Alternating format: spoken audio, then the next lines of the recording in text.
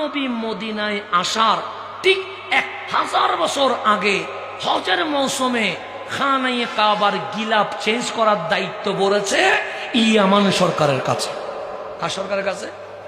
ইয়ামানের বাদশার নাম ছিল বাদশাহ তবা অথবা তোবা, যেটাই বলেন, ওনার নাম ছিল বাদশাহ তোবা। এই বাদশাহ তোবা সুযোগ যখন পাইছে কাবা কি করবে, কাবার গিলাফ চেঞ্জ করবে, উনি 400 জন আলেম নিলেন। কয়শো জন?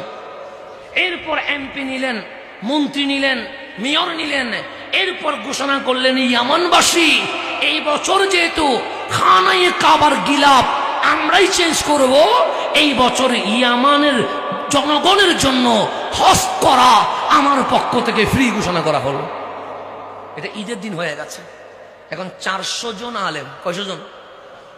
বাদশাহ তবা, মন্ত্রী, এমপি, কাউন্সিলর, মেয়র নিয়ে, জনগণ নিয়ে ইয়ামান থেকে মক্কায় আসছে।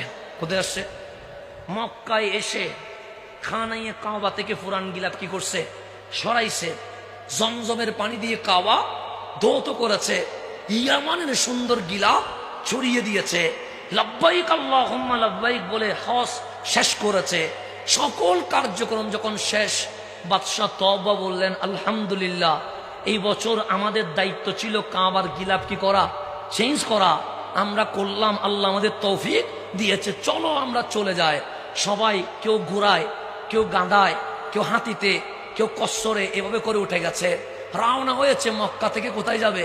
ইয়ামান যাবে।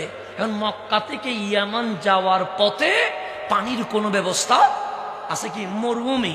এই ইয়াসরাব, ইয়াসরাব কোনো মাটির নাম না, এটা কুফের নাম, যেখানে কি আছে? পানি আছে। সেজন্য মদিনার নাম ছিল ইয়াসরাব। কেন? সেখানে একটা কূপ ছিল যেখানে পানি ছিল।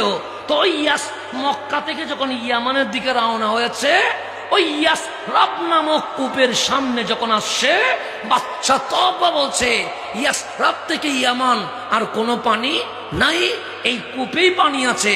যারা ওযু করবা ওযু করো, গোসল করবা গোসল করো, পাত্রে পানি নিবা, পানি না, ওট ঘোড়া এগুলাকে পানি পান করানো লাগলে পানি পান করাও।